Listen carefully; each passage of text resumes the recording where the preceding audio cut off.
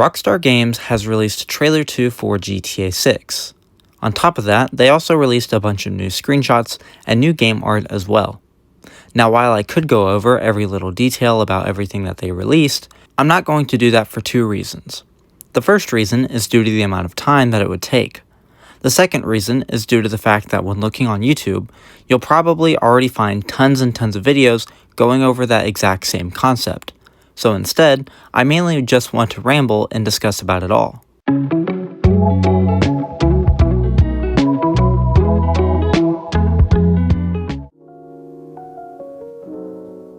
Now, to start things off, the graphics look amazing, and it's probably the biggest thing that people will be talking about in terms of looking at this new trailer.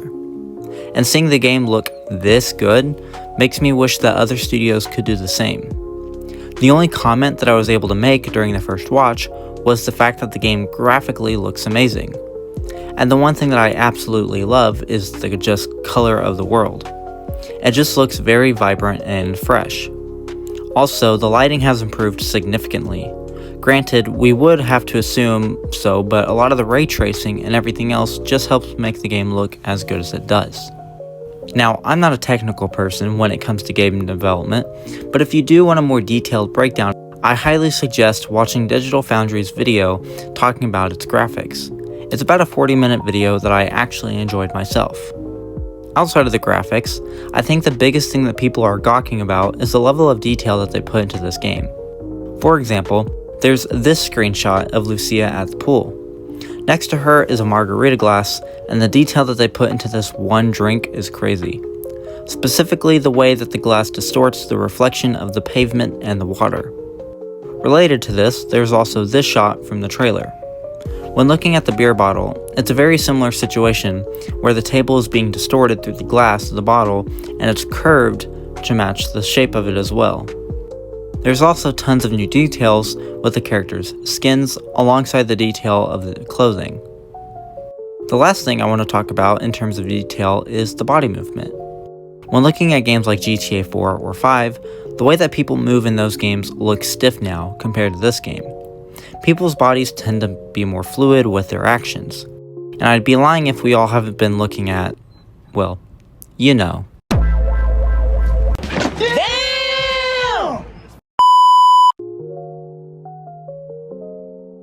The map size in this game is massive, and I'm glad that the trailer actually gives us a better look at that compared to trailer 1. Speaking of massive, you know what else is massive? It will be interesting to see what the mapping project turns into after it's all completed as well. To put it into perspective, this is what it currently looks like now. If we added GTA 5's map, this shows the scale of the game. It feels like that in terms of game scale, Rockstar is finally giving players something that we've never had before. And I'm not saying that specifically about previous Rockstar games. I'm also talking about other games from other studios as well. I personally feel like that the last time we had something this big was Assassin's Creed Odyssey. Now, it's no secret that the game will be running at 30 frames.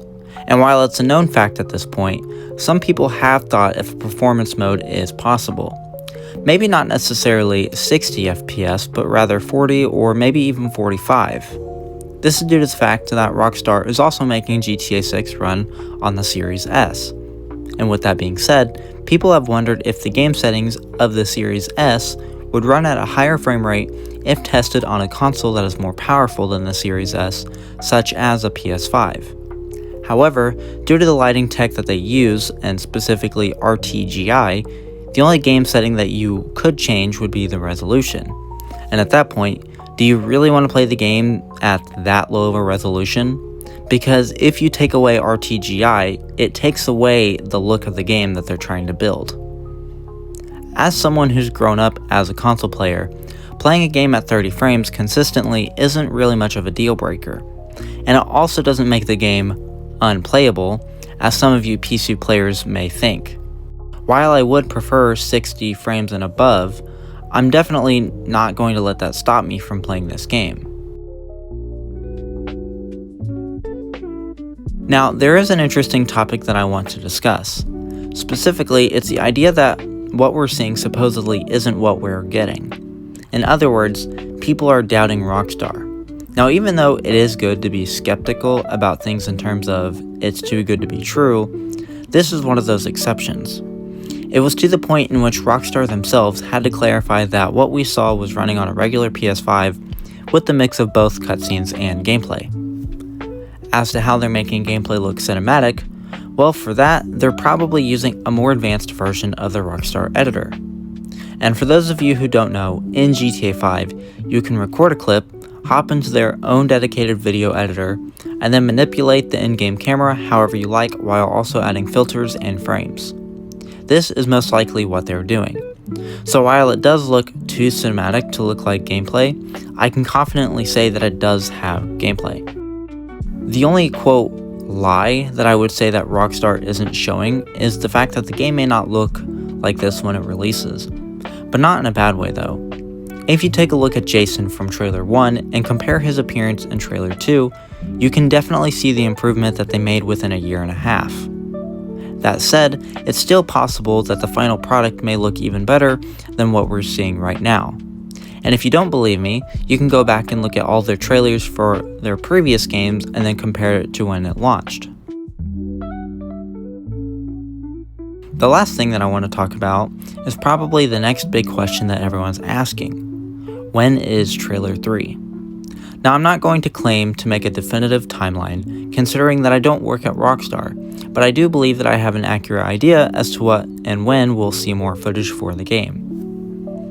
In terms of Trailer 3, I'd say the earliest that we may receive it is sometime within October. This is again due to Mafia releasing in August and Borderlands releasing in September.